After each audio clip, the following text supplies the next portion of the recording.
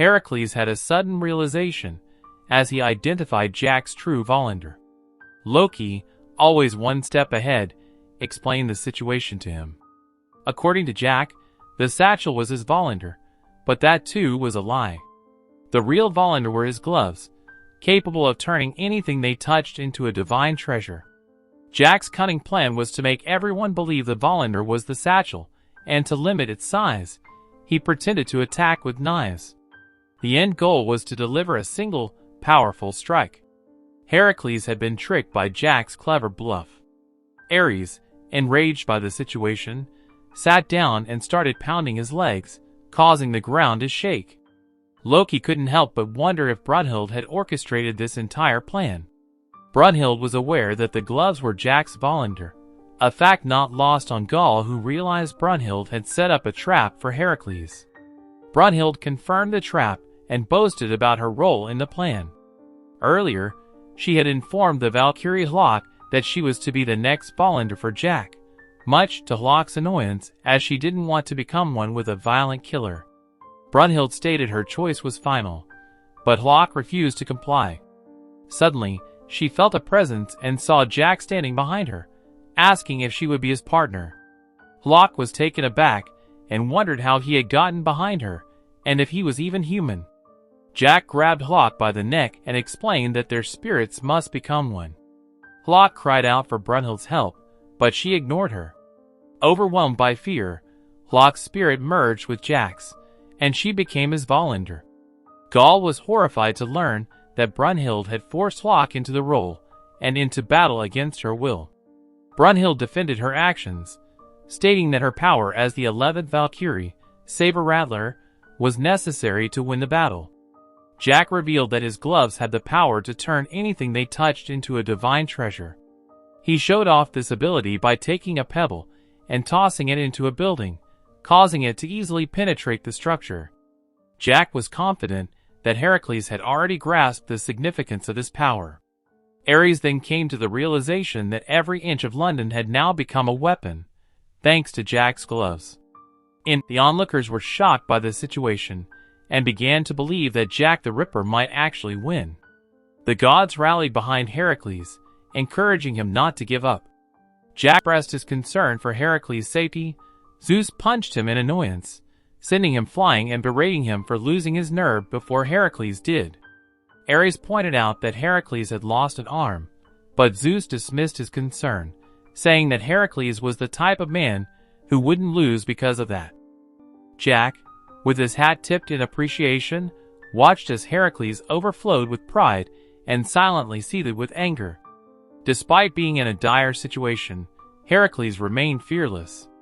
Jack couldn't help but be impressed with Heracles' emotional control, earning him the title of Indomitable. Heracles deduced that Jack could see emotions with his right eye, which Jack confirmed. He revealed that it was the only gift from the gods, and it was what helped him survive in a world filled with malevolence.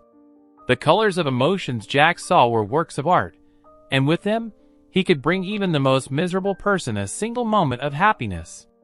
Heracles wondered if that was why Jack killed people, to which Jack replied that Heracles didn't understand else. Shakespeare and Arthur Conan Doyle discussed that God created imperfections in humans, but Jack's imperfection was cruel beyond measure. Heracles understands Jack's motivations and acknowledges that he is lost. He inquires about the reason for Jack's descent into evil, asking if it was due to poverty or a traumatic experience. Jack denies these as the cause, instead attributing it to his surrender to despair and a desire for pleasure. Despite the many negative traits humans possess, Heracles loves them. Jack sees the color of love in Heracles, reminding him of his mother, a feeling he never expected to experience again. Heracles expresses his desire to save Jack from his suffering. Heracles unleashes the full force of the 12th labor, Cerberus, and transforms into a demonic visage. The labor is incredibly powerful, but also comes with a heavy cost. Zeus warns that time is running out, as the added strength will only last until either Heracles' opponent is defeated or until he is fully consumed. The battle between Jack and Heracles intensifies, with Jack using the surrounding objects as weapons and Heracles effortlessly destroying anything in his path.